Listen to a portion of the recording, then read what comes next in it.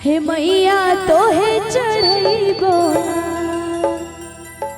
हे मैया खोली नहीं के बढ़िया की दर्शन देहना।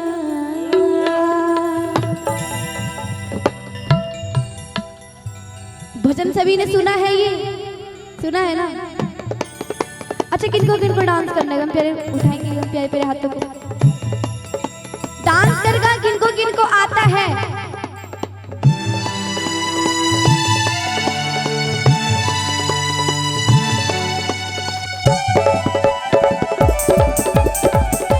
सभी को झूमने में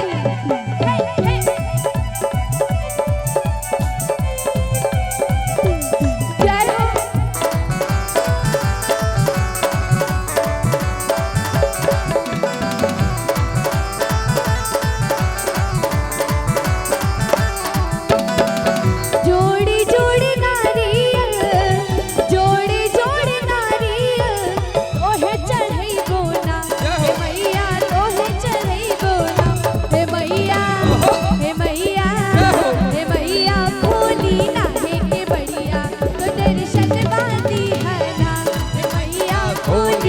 होके बरिया दर्शन दीना। जोड़ी जोड़ी नारियल जोड़ी जोड़ी नारियल तो है चढ़ई बोना हे मैया तो है चढ़ई बोना हे मैया। एक मिनट, भजन अच्छा लग रहा है सभी को? अच्छा लग रहा है ना? एकदम जोरदार मीठी मीठी ताली के साथ कि हे मैया हे मैया हे मैया खोली नाही की बढ़िया दर्शन देना हे मैया खोली नाही की बढ़िया दर्शन वादी है ना।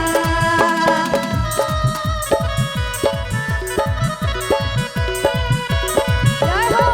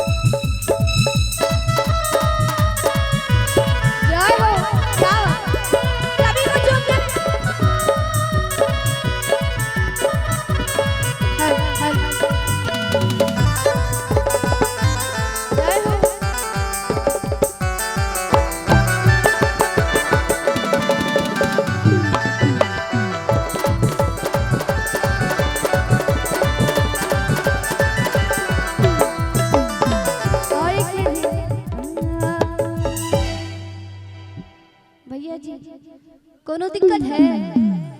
कोई दिक्कत नहीं है, नहीं ना? मैं चाहूंगी कि मैया के दरबार में आए हैं तो ऐसे शर्म नहीं कीजिए कि जिसने की शर्म उसके फूटे करम। क्या हुआ? तो जोरदार ताली हो जाए इनके लिए। क्या मैं चाहूंगी ऐसे खड़े कोई नहीं बैठे, एकदम खड़े हो जाए सभी, अपने अपने स्थानों पे खड़े हो जाए सभी। और जब नाचेंगे तो क्या होगा पता है? जी बवाल होगा। बवाल होगा। कहते कभी चाय की याद आती है तो कभी पान की याद आती है, कभी चाय की याद आती है तो कभी पान की याद आती है, और जब हमारे भैया नाचते हैं तो मुंबई वाले सलमान खान की याद आती है। सभी को खड़े रहना है, कोई बैठेंगे नहीं, एकदम सड़ी खड़े हो जाए सभी, और सभी को झूमना है। इधर देखिए, इधर देखिए आपका डिपार्टमेंट। हमारी माँ बहनें जो बैठी हैं, सुनिए हमारी माँ बहनें जो बैठी हैं देखने से काफी शिक्षित नजर आती हैं। जो हमारी माँ बहनें बैठी हैं देखने में काफी शिक्षित नजर आती हैं, और जब नाचती हैं तो कसम से माधुरी दीक्षित नजर आती है। हमको नजर नहीं आ रही है, देखने दीजिए जी। सभी को खड़े और झूमने में कोई भी खड़े ऐसे नहीं रहेंगे, सभी को डांस करना है ना, करिएगा ना डांस। डांस वाला, डांस वाला, क्या बात। और ये कौन सा भजन है? क्या बात है। हाँ, तो भैया का कहना है डांस वाला, है ना जी।